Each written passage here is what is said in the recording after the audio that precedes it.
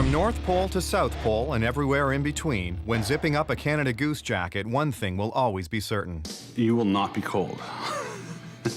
Today, Canada Goose parkas are not only spots of color in the Great White North, but standard winter gear on big city streets. It's a very functional piece that just happens to look really good. The Chateau is the parka for anyone wanting to look good while braving the winter winds. We make the warmest jackets on it. There's a logical connection between outerwear designed for warmth and frigid Canadian winters. The first to catch on were Europeans. 50 years later, Canada Goose parkas are known the world over for keeping you warm in extreme cold. At their headquarters in Toronto, Ontario, all Canada Goose jackets start the same way, with a pattern. The pattern is really the art when it comes to making a garment, making sure that it fits right, making sure that the intended design is coming through. The patterns also need to be adjusted for size. Taking a large and turning it into a small requires several changes to the pattern. A lot of people think it just shrink and make it bigger. It really is multiple patterns within a pattern. A Canada Goose Chateau jacket is actually two jackets made separately and then put together. An outer shell and a lining. Yeah, and I think the easiest way when you think about the production of a jacket is that we're actually building an inside jacket, and we make a second jacket or the exterior jacket. With the pattern prepped, fabric is fed into a giant machine called a Gerber, which will cut out the pattern pieces. The first step for the cutting room is the markers coming to me, and the order and the colors and the quantity. The marker is a piece of paper with the patterns drawn on it. After it's spread, I put the marker on top. Depending on the order, there could be as many as 67 layers of fabric. Now a roaming, computer-controlled blade takes over. I love watching the machine. When you upload the electronic file to the Gerber machine, it's laser-guided and it can cut multiple layers. With the cutting finished, the excess fabric is cleared away. There isn't much left behind. We cannot make a jacket out of this. It would have a lot of air conditioning hole for sure. The freshly cut pieces of fabric are then passed along to the bundling area. So once they're cut and they come off the table, they go into bundling. And from the bundling standpoints, we divided both in the interior bundles and exterior bundles. The interior lining and the exterior shell begin two very different paths. The lining moves to the baffling station, where it's sealed shut, except for a small opening. And this little bit of opening is used later when we fill the down. Down is an excellent insulator and integral to the Canada Goose story. That story starts back when founder Sam Tick made a jump from working in clothing factories to owning one. He was an immigrant to Canada, and he was a cutter in other factories for a number of years, and then he opened his own company.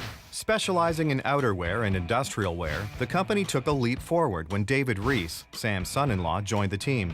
He got us into down. He also invented a down machine, which really revolutionized the filling of down garments. David's down machine made filling jackets much faster and more efficient than filling them by hand. This breakthrough helped Canada Goose fight the cold. We gained this reputation as the uniform of the coldest places on Earth. That's no false claim. Canada Goose tests their parkas in the frozen north of Siberia and the Canadian Arctic. Our jackets have been field tested in the coldest places on Earth for decades. It all comes down to the down. It's nature's weapon against the cold. The down is really a cool kind of process. You can dictate the type of down, how much down you're going to put in, and actually how much down per panel. Man-made insulators can't hold a candle to natural down, something Canada Goose uses to help edge out the competition. The Chateau uses a special blend of duck down. We use down because it's the world's best insulator. It has a fantastic lifespan to it, and for weight to warmth ratio, nothing in the world beats it. Keeping up with the worldwide demand for these jackets means Canada Goose goes through a lot of down, approximately 300 pounds a day, or just about 16 of these giant bags. Look at that, 19 pounds. The down is poured into a loading bay, where it is then fed into mixing tanks. Everything comes straight over into this big unit. The tank?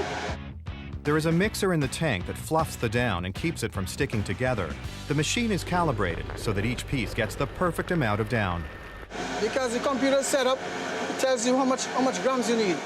Before the down-filled pieces move on to assembly, they need to make a quick stop at the quilting station. Quilting is meant to make sure that the down doesn't all settle to the bottom. While the interior of the Chateau is getting down stuffed, the outer shell is adorned with military buttons, pockets, and the iconic Canada Goose badge.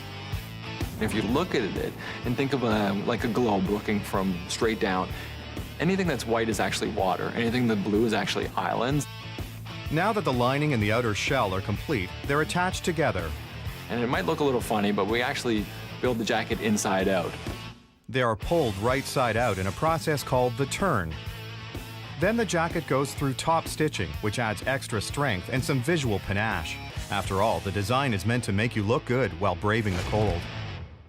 I think it looks good on everybody that puts it on. The chateau is now ready to ship out to the coldest corners of the globe. We ship all over the world, from Korea to France, from UK back to Japan, and internationally known as a warmest jacket. From humble beginnings to worldwide acclaim, Canada Goose has succeeded thanks to a simple goal. Our goal is to free people from the cold.